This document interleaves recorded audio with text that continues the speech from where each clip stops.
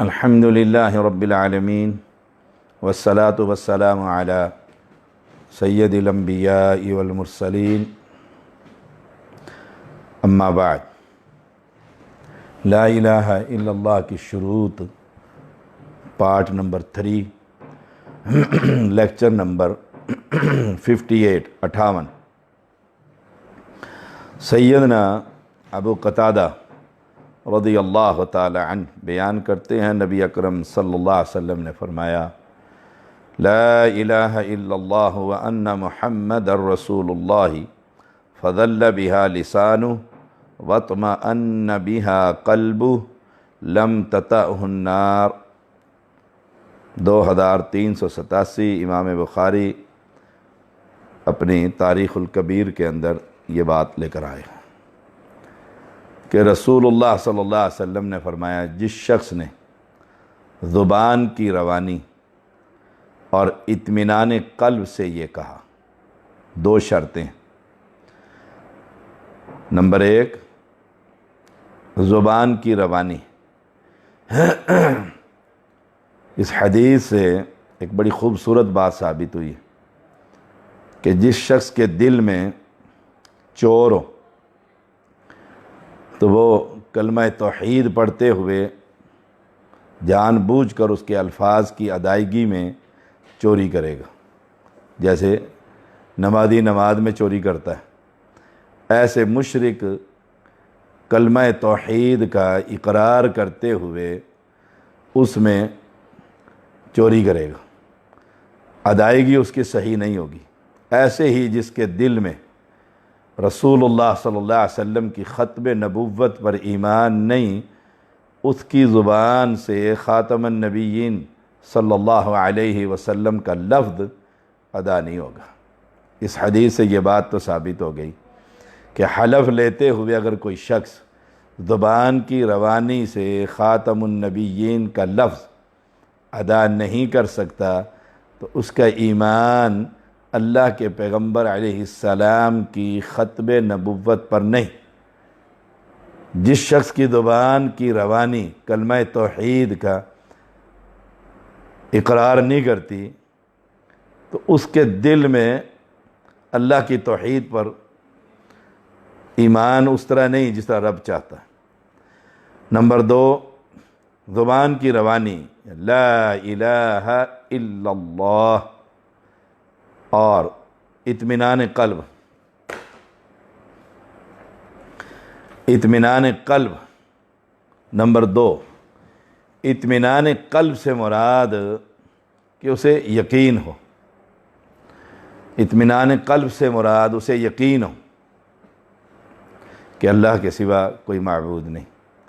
اطمینان قلب کہ یقین ہو، عین الیقین، حق الیقین، علم الیقین، دل اس کا مطمئن ہو، دل میں یہ نہ ہو کہ نہیں اگر 11ویں نہ دی تو بھینس بیمار ہو جائے گی۔ کلمہ تو کہتا ہے کہ یہ سب حرام ہے، قرآن یہ کہتا ہے حرمت علیکم المیتۃ والدم ولحم الخنزیر وما احل لغیر اللہ بہ۔ غیر اللہ کی حرام ہے نظر و نیاز، غیر اللہ کی پکار، جس چیز پر غیر اللہ کا نام لیا جائے۔ اب اطمینان قلب یہ ہو کہ کوئی کچھ نہیں کر سکتا، اطمینان قلب یہ ہو کسی کے ہاتھ میں کوئی شے نہیں، اطمینان قلب یہ ہو کوئی کتنا ہی زور لگا لے اگر رب نہ چاہے یہ میرا نقصان نہیں کر سکتے، جانور کا دودھ بند نہیں کر سکتے، جانور کے دودھ میں کوئی کڑواہٹ پیدا نہیں کر سکتے۔ اطمینان قلب ہو اسے اللہ کی توحید پر۔ یہ جو چیزیں 2 شرطیں ہیں، اگر یہ اطمینان قلب اور زبان کی روانی سے یہ کہہ دے لا الہ الا اللہ محمد الرسول اللہ، کہ اللہ کے سوا کوئی الہ نہیں اور محمد صلی اللہ علیہ وسلم اللہ کے پیغمبر ہیں، یہ 2 شرطوں کے ساتھ شہادتین پڑھ لیں، انعام کیا ملے گا؟ رسول اللہ صلی اللہ علیہ وسلم نے فرمایا اللہ تعالیٰ اسے دوزخ کی آگ اس کے جسم پر نہیں لگائے گا، آگ اسے نہیں چھوئے گی، یہ انعام ہے۔ اور جس کو آگ نہیں چھوئے گی تو وہ جنت کی نعمتوں میں ہوگا۔ تو گویا جس کا توحید پر ایمان درست ہے اس کا گھر کہاں ہے؟ جنت میں۔ اور جس کی زبان ساتھ نہیں دے رہی، جس کا دل کے اندر ڈر کسی بابے مردوں اور زندوں کا ہے، تو وہ اس کا ٹھکانہ کہاں ہے؟ جہنم۔ اسے تو آگ لگے گی، آگ اس کو نہیں چھوئے گی جو دل کے اطمینان کے ساتھ ہاں کہتے ویسے تعویذ لے لوں تو شاید ٹھیک ہی ہو جاؤں، بعد میں اسے نکال دوں گا، اتار دوں گا۔ اب اسے اطمینان قلب نہیں۔ اطمینان قلب کا معنی یہ ہے کہ اب اللہ کے علاوہ اس کا کسی کے ساتھ ویسے تعلق نہیں جیسے رب کے ساتھ۔ اس کا دل پر اطمینان ہے کہ میرا بچہ ٹھیک ہو جائے گا، اللہ اسے شفا دے گا، اور دنیا کی کوئی طاقت اسے شفا نہیں دے سکتی۔ میرے بچے کو زندگی مل جائے گی، میرے اللہ زندگی دے گا، اس کے علاوہ کوئی زندگی نہیں دے سکتا۔ اطمینان قلب ہے اس کو۔ کوئی چیز چھن گئی ہے تب بھی اطمینان قلب ہے کہ اللہ نے یہ چیز لے لی ہے، اس کی امانت تھی، اس نے لے لی۔ جو دے دی ہے یہ اللہ کی رحمت ہے جو اس نے میرے گھر میں برسا دی، تو انعام یہ ہے اسے دوزخ کی آگ نہیں لے گی۔ سیدنا عبداللہ بن عباس رضی اللہ تعالی عنہما بیان کرتے ہیں، رسول اللہ صلی اللہ علیہ وسلم ایک مجلس میں تشریف فرما تھے صحابہ کے ساتھ۔ جبریل علیہ السلام آئے اور رسول اللہ صلی اللہ علیہ وسلم کے سامنے آ کر بیٹھ گئے۔ انہوں نے اپنی دونوں ہتھیلیاں رسول اللہ صلی اللہ علیہ وسلم کے گھٹنوں پر رکھتے ہوئے کہا، اللہ کے رسول مجھے بتائیے مل اسلام، اسلام کیا؟ اسلام کیا؟ اب دیکھیے، جبریل علیہ السلام آئے، نمبر ایک انسانی شکل میں آئے، تو فرشتے انسانی شکل میں آ سکتے ہیں، روح الامین انسانی شکل میں تشریف لائے، پھر آپ کے سامنے دو زانو ہو کر بیٹھ گئے۔ دوسری بات یہ ثابت ہوئی کہ علم حاصل کرنے کے لیے دو زانو ہو کر بیٹھنا چاہیے۔ استاد کا، معلم کا احترام علم کے حصول کے لیے، سوال و جواب کی نشست کے لیے آ کر رسول اللہ صلی اللہ علیہ وسلم کے سامنے آ کر بیٹھ گئے۔ اپنی دونوں ہتھیلیاں رسول اللہ صلی اللہ علیہ وسلم کے گھٹنوں پر رکھ لیں۔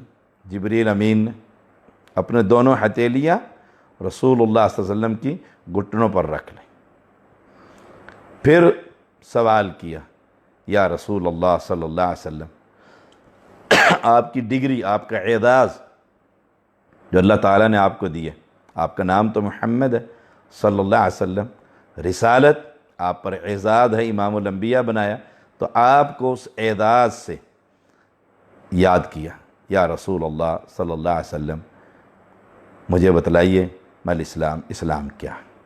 رسول اللہ صلی اللہ علیہ وسلم نے فرمایا، الاسلام ان تسلم وجہک للہ وتشہد ان لا الہ الا اللہ وحدہ لا شریک لہ وان محمدا عبدہ ورسولہ۔ آپ سوال کا جواب دے رہے ہیں، یہ بات بھی ثابت ہوئی کہ سائل سوال کرے تو معلم کو جواب دینا چاہیے۔ الاسلام، اسلام یہ ہے، ان تسلم وجہک للہ، تم اپنے چہرے کو اللہ تعالیٰ کے مطیع اور فرما بردار کر لو۔ اسلام یہ کہ اپنے 6 فٹ کے قد کو اللہ کے تابع کر لو۔ ہر قدم اٹھانے سے پہلے دیکھو اللہ نے اجازت دی ہے، غمی ہے، خوشی ہے، بازار ہے، گھر ہے، میاں ہے، بیوی ہے، سسر ہے، ساس، کوئی بھی شعبہ، کسی بھی حیثیت سے، بیٹی ہے، ماں ہے، بہو ہے، کسی بھی حیثیت سے، استاد ہے، مربی ہے، باس ہے، تو اسلام یہ ہے اپنے چہرے کو اللہ کے تابع کر لو، یعنی اپنے آپ کو اللہ تعالیٰ کے مطیع، فرما بردار، جو حکم آسمان والا دیتا چلے، اس مسلمان کو اسلام یہ ہے اس پر عمل کرتے چلے جاؤ۔ جیسے ابراہیم علیہ السلام کو اللہ حکم دیتے رہے اور ابراہیم علیہ السلام مانتے رہے، اسلام یہ ہے۔ اور اس سے یہ بات بھی ثابت ہوئی، تم اپنے چہرے کو وجہک للہ، اب جو اپنے چہرے کو اللہ کے تابع نہیں کرتا، داڑھی نہیں رکھتا، داڑھی مونڈ دیتا ہے، داڑھی کی ڈیزائننگ کرتا رہتا ہے، داڑھی کو کاٹتا رہتا ہے، آگے پیچھے اوپر نیچے، طول عرض لمبائی چوڑائی، خط، ہڈی نیچے سے پتہ نہیں کہاں کہاں سے اس کی کیا حلیہ بگاڑ کر رکھ دیتا ہے۔ اس نے اپنے چہرے کو اللہ کے تابع تو نہیں کیا، پورا جسم بھی اس میں آ رہا ہے۔ جن ہاتھوں سے وہ گانے سنتا ہے، بٹن دباتا ہے، گندی فلمیں دیکھتا ہے، بے حیا اور برہنہ تصاویر دیکھتا ہے، اس نے اپنے آپ کو اللہ کا مطیع نہیں کیا۔ اللہ کا مطیع کا مطلب یہ ہے نکیل ڈلی ہوئی ہے اسلام کی، اسلام جدھر چاہے گا مجھے پھیر دے گا، بس یہ یاد رکھیں۔ وجہک للہ، اپنے چہرے کو اللہ کے تابع کیجیے۔ اللہ نے حکم دی، جیسے حدیث میں آتا ہے، دارمی میں امام دارمی رحمہ اللہ لے کر آئے ہیں کہ رسول اللہ صلی اللہ علیہ وسلم کے پاس 2 سفیر آئے، دونوں کلین شیو تھے۔ آپ صلی اللہ علیہ وسلم نے ان سے پوچھا تمہیں یہ کس نے حکم دیا؟ انہوں نے کہا ہمارے بادشاہ نے، ہمارے رب نے۔ وہ اپنے بادشاہ کو رب کہتے تھے۔ اس نے کہا کہ چہرہ صاف کر دو، کوئی بال چہرے پہ نظر نہ آئے۔ اب جواباً رسول اللہ صلی اللہ علیہ وسلم فرماتے ہیں امر ربی، میرے رب نے مجھے حکم دیا ہے کہ میں داڑھی کو رکھوں۔ میرے رب نے، امر ربی، میرے رب نے مجھے حکم دیا ہے کہ میں داڑھی کو رکھوں۔ اگر یہ بین الاقوامی قانون نہ ہوتا کہ سفیر قتل نہیں ہوتے، میں تمہیں قتل کروا دیتا اس گناہ میں کہ تم نے چہرہ صاف کر رکھا، چہرے پر بال نہیں۔ اب دیکھ لو، چہرے پر بال رکھو تو لوگوں کے ہاں ذہنی اخلاقی گراوٹ اتنی ہے کہ بے وقوف نظر آتا ہے۔ رسول اللہ صلی اللہ علیہ وسلم کی سنت پر عمل کرنے والا بے وقوف نظر آتا ہے، اور کافر جیسا چہرہ بنانے والا عقل مند نظر آتا ہے، ممی ڈیڈی نظر آتا ہے، برگر فیملی نظر آتا ہے۔ سبحان اللہ و بحمدی سبحان اللہ العظیم۔ اس سے بڑا دانا اور عقل مند کون ہو سکتا ہے جو رسول اللہ صلی اللہ علیہ وسلم کی سنت کو اپنے چہرے پر سجاتا ہے، اور اس سے بڑا بے وقوف کون ہو سکتا ہے جو رسول اللہ صلی اللہ علیہ وسلم کی سنت کو صاف کر دیتا ہے۔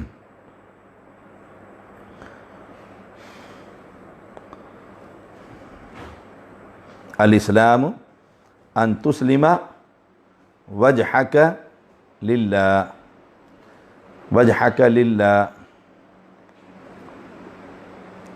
وتشہد ان لا الہ الا اللہ وحدہ لا شریک لہ وان محمدا عبدہ ورسولہ۔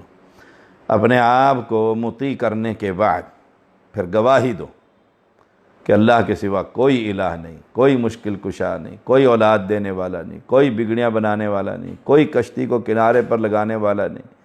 اے مولا علی یا شیر خدا میری کشتی پار لگا دینا، یا بہاول حق بیڑی دھک، یا نبی تے سارے انبیاء تیرے در کے سوالی، یہ سب شرک اکبر، یہ اللہ کی بغاوت۔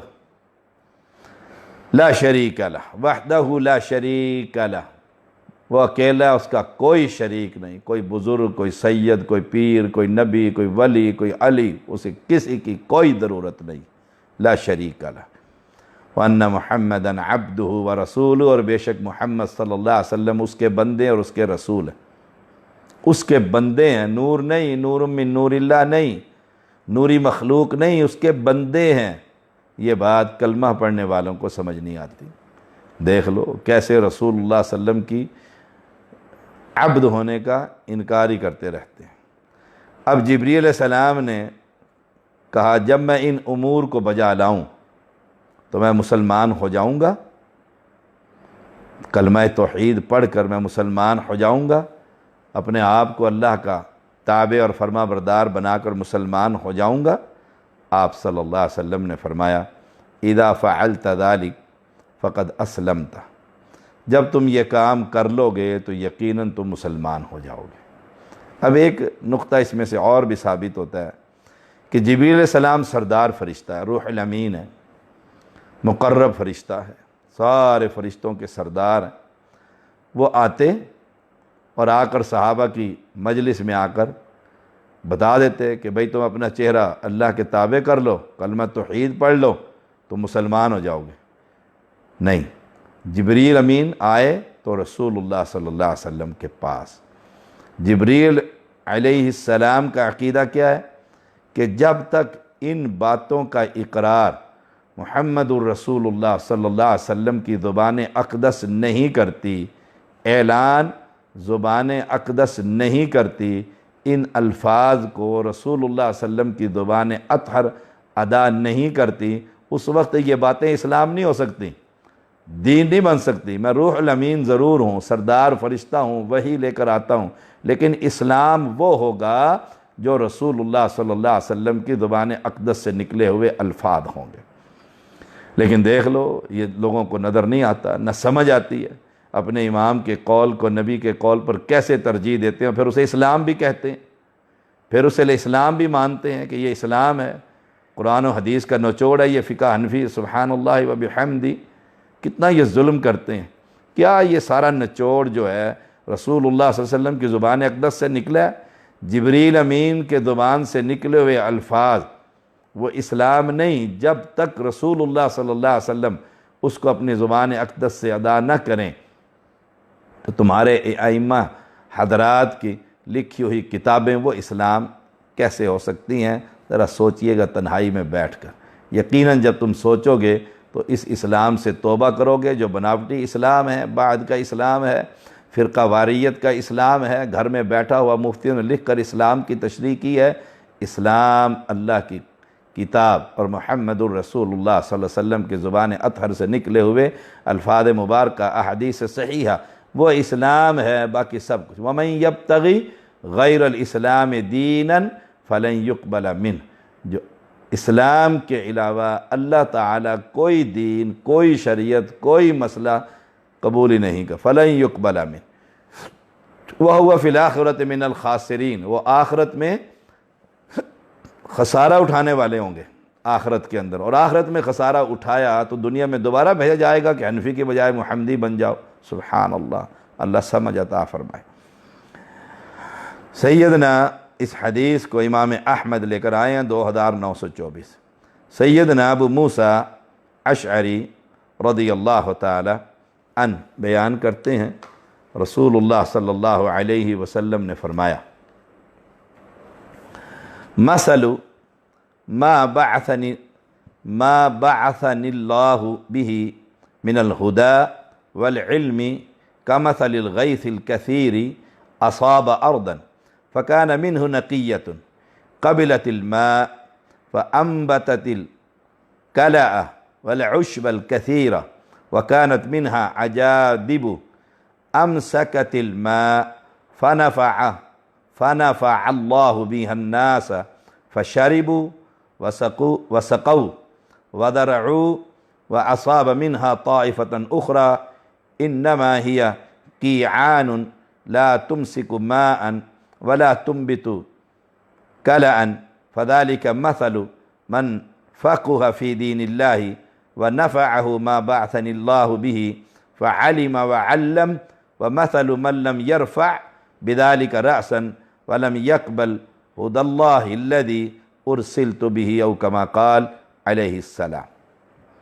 فرمایا رسول اللہ صلی اللہ علیہ وسلم نے، اللہ تعالی نے جو ہدایت اور علم مجھے دے کر بھیجا، مثل ما بعثنی اللہ به من الہدی والعلم، اس کی مثال کمثل الغیث الکثیر، اس کی مثال تیز بارش کی سی ہے جو زمین پر برسے، اصاب ارضا فکان منها نقیۃ، صاف، قبلت الماء، صاف اور عمدہ زمین تو پانی جذب کر لیتی ہے اور بہت سا گھاس اور سبزہ اگاتی ہے، جبکہ سخت زمین پانی کو روکتی ہے۔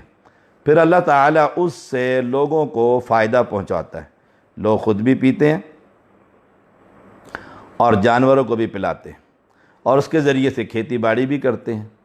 اور کچھ بارش ایسے حصے پر برسی جو صاف اور چٹیل میدان تھا، وہ نہ تو پانی کو روکتا ہے نہ ہی سبزہ اگاتا ہے۔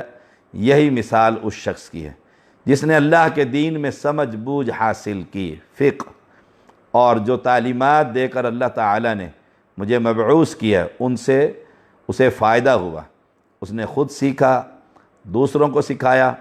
یہی اس شخص کی مثال ہے جس نے سر تک نہ اٹھایا، توجہ تک نہ کی، اور اللہ کی ہدایت کو جو مجھے دے کر بھیجا گیا ہے قبول نہ کیا۔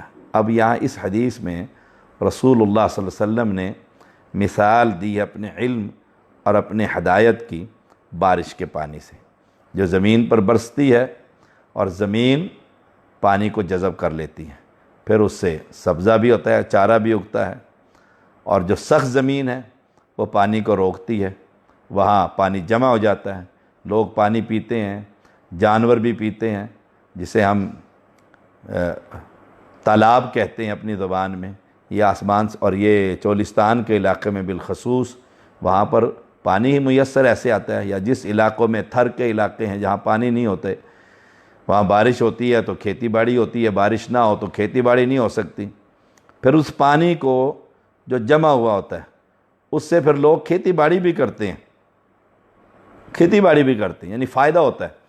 اب رسول اللہ صلی اللہ علیہ وسلم سے جس نے دین سیکھا، آگے سکھایا، اس کی مثال اس بارش کی سی ہے کہ وہ آگے دین سکھاتا ہے، لوگ مسلمان ہوتے ہیں، کلمہ توحید کو قبول کرتے ہیں، اور کچھ لوگ ایسے ہیں ان کی مثال بارش کی دوسرا مثال ہے کہ صاف اور چٹیل میدان پر برسی، نہ پانی رکا، نہ کسی کو فائدہ ہوا، نہ سبزہ اگا۔ یہی اس شخص کی مثال ہے جس نے اللہ کی ہدایت کو سنا ہی نہیں، نہ کبھی قرآن پڑھتا ہے، نہ کبھی حدیث کو دیکھتا ہے، نہ رسول اللہ صلی اللہ علیہ وسلم کی شریعت کو سمجھتا ہے، نہ دین کو قبول کرتا ہے، چٹیل میدان کی طرح ایسے ہی اللہ کے پاس چلا جاتا ہے۔ اب اہل توحید کی ذمہ داری کیا اس حدیث کے تحت؟ کہ وہ دین سیکھیں، پھر آگے توحید کو پھیلائیں۔ جس نے توحید سیکھ لی ہے وہ دوسرے کو پھیلائے، دوسرا تیسرے کو پھیلائے۔ یہ انبیاء کا مشن ہے، یہ محمد صلی اللہ علیہ وسلم کا مشن ہے۔ ایسی مثال بنیے بارش کی کہ آپ سے لوگوں کو فائدہ ہو، لوگ آپ سے اسلام سیکھیں۔ آپ خطبہ نہیں دے سکتے، آپ اسے پکڑ کر مسجد عثمان میں لے آئیں، دعوت دیں، آئیے ہماری مسجد میں ایک جمعہ سن کر دیکھیے، شاید آپ ان کے آنے سے اللہ تعالیٰ اسے ہدایت دے دے، آپ کا بوٹا لگ جائے گا، وہ سبزہ اگ جائے گا، اور پھر آگے سے فائدہ ہوگا، لوگ اسلام کی طرف آئیں گے۔ آپ کسی کو سی ڈی دے دیں، کسی کو میرا پیج لائک کروا دیں، وہ اسے سنتا رہتا ہے، وہ مسلمان ہو جاتا ہے۔ کتنے لوگ ہوتے ہیں جنہیں میں جانتا تک نہیں ہوں، ان کے فون آتے رہتے ہیں غیر ممالک سے بھی، اپنے ملک سے بھی، آپ کی یہ سی ڈی سنیے، مسلمان ہو گئے، اسلام کی سمجھ آ گئی، توحید کی سمجھ آ گئی۔ یہ مثال رسول اللہ صلی اللہ علیہ وسلم نے اپنی ہدایت جو علم اس کے ساتھ دی ہے۔ اللہ تعالیٰ یہ دین سیکھنے اور سکھانے کی ہم سب کو توفیق عطا فرمائے۔ یہ حدیث ہے امام بخاری لے کر آئے ہیں، اور امام مسلم 2282۔ سیدنا انس رضی اللہ تعالیٰ بیان کرتے ہیں، ایک دیہاتی آدمی نبی اکرم صلی اللہ علیہ وسلم کی خدمت میں حاضر ہوا، پوچھا اللہ کے رسول قیامت کب آئے گی؟ اب تو آثار بہت خطرناک ہو گئے ہیں، اب تو خوف آتا ہے ہر وقت ہی۔ آپ صلی اللہ علیہ وسلم نے فرمایا ویلک وما اعددت لها، تیرے لیے خرابی ہو، تو نے قیامت کی کیا تیاری کر رکھی؟ دیکھو، جب بندہ لڑکا پوچھتا ہے سر پیپر کب ہوں گے، اور سر کو پتہ ہے نکمہ ترین ہے کلاس کے اندر، کہے گا تو پڑھتا تو ہے نہیں اور پیپر پوچھتا پھرتا ہے۔ ایسے ہی رسول اللہ صلی اللہ علیہ وسلم نے اس سے کہا کیا تیاری کی ہے قیامت کی؟ اس نے کہا کوئی خاص تیاری تو کوئی نہیں کی، البتہ میں اللہ سے اور اس کے رسول سے محبت کرتا۔ یہ فقرہ بڑا چوٹی، میں اللہ تعالیٰ سے اور اس کے رسول سے محبت کرتا۔ اب بتلائیے، جو شخص اللہ کے رسول صلی اللہ علیہ وسلم سے اور اللہ تعالیٰ سے محبت کرتا ہے، وہ اللہ کا در چھوڑ کر کسی قبر کے پر کھڑا ہوگا؟ جو اللہ سے محبت کرتا ہے وہ اللہ کے علاوہ کسی اور سے مانگے گا؟ جو اللہ سے محبت کرتا ہے وہ اپنے بچوں کا نام پیر بخش رکھے گا؟ جو اللہ تعالیٰ سے محبت کرتا ہے وہ اپنا چہرے پر بال نہیں سجائے گا؟ جو اللہ تعالیٰ سے محبت کرتا ہے وہ دین کا پابندی کے ساتھ زندگی دین کے مطابق نہیں گزارے گا؟ جو اللہ کے رسول صلی اللہ علیہ وسلم سے محبت کرتا ہے تو وہ محمدی نہیں ہوگا، اس کا دین خالص کتاب و سنت والا نہیں ہوگا، وہ فرقہ واریت سے الگ نہیں ہوگا، وہ رسول اللہ صلی اللہ علیہ وسلم کی بتائی سنتوں پر رفع الیدین، رکوع کو جاتے ہوئے، رکوع سے اٹھتے ہوئے، سینے پر ہاتھ، امام کے پیچھے سورہ فاتحہ کی تلاوت، وہ یہ نہیں کرے گا۔